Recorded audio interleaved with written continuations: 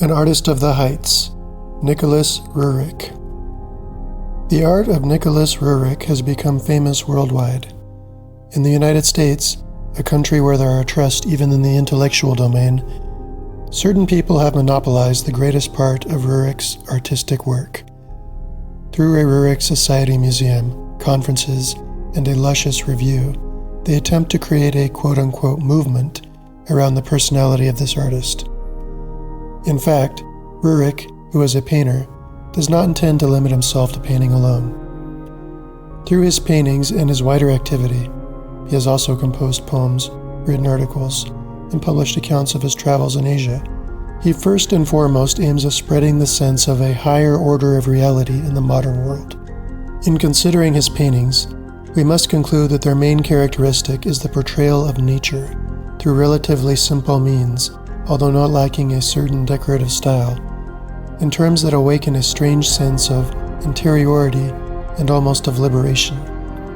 This should not be explained through something subjective and fantastic that Roerich's art adds and superimposes onto reality, but rather, and foremost, through a power that is intrinsic in the very nature of the subjects he deals with.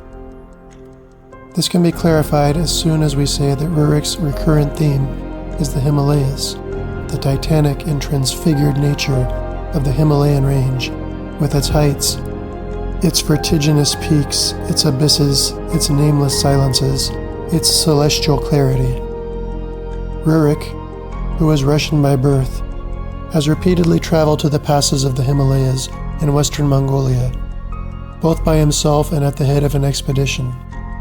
He often lived there in the company of lamas, in order to penetrate as deeply as possible into their magical and metaphysical traditions, in which the physical and the metaphysical, the real and the unreal, begin to merge in the same pattern. Therefore, it is the spirit of the Himalayas that talks to us through Roerich's paintings. This spirit, as I said previously, succeeds in awakening in those who can truly receive it an ancient sensation of oneself and of things, a primordial and powerful sensation that has been buried in the subconscious due to the restless and prison-like life of the modern Western world. I have hinted at particular conditions in which the real and the unreal, the inner and the outer, the objective and the subjective begin to merge into one reality. This happens spontaneously at great heights, above 4,000 meters, both on the peaks and, provided one has a certain power of spiritual concentration, on an airplane. It may happen that, given a certain disposition of one's consciousness, the perceptions may begin to dematerialize. They acquire characteristics of weightlessness, immateriality, and morning light that cannot be adequately described to someone who has never experienced this.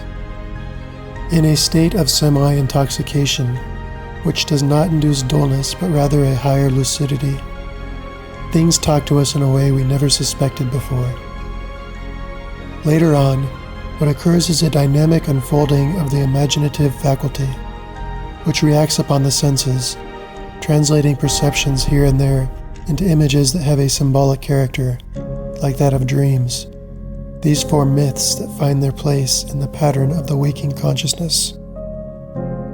It seems that in Tibet this happens in a prominent way.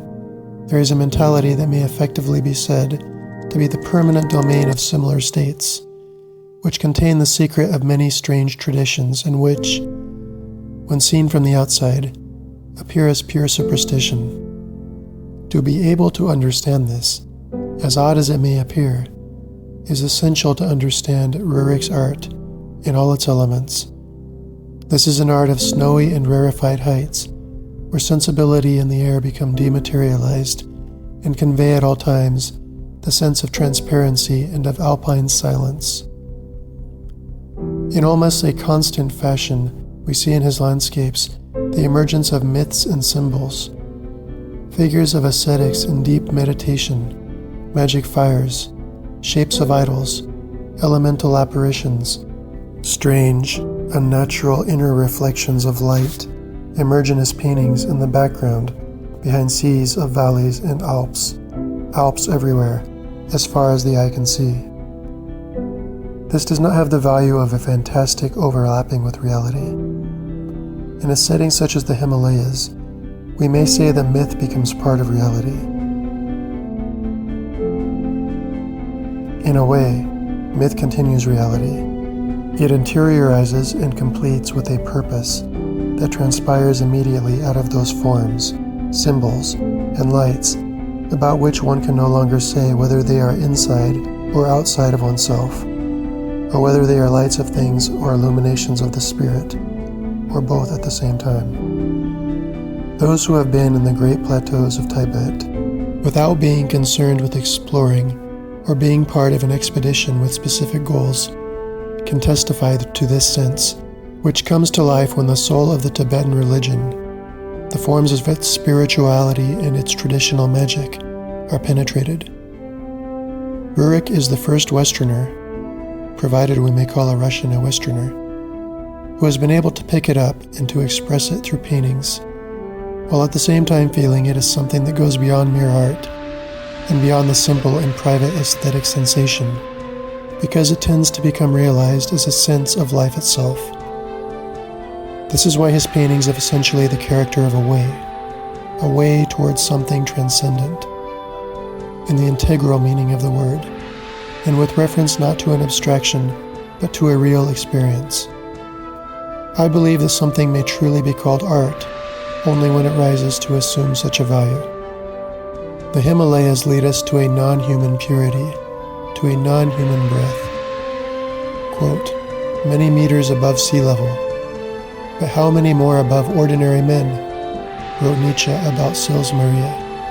This peak, just like the highest Italian mountains, I remember the nocturnal view of the White Desert from the Campana Margherita on Mount Rosa, reconnects us to our natural and cosmic nature, which is the same as that of the elemental forces of the earth, the powerful purity and calm of which is impressed upon the icy and shining peaks as if they were absolute and immaterial peaks, or magnetic rhythmical knots in the great plot of the whole.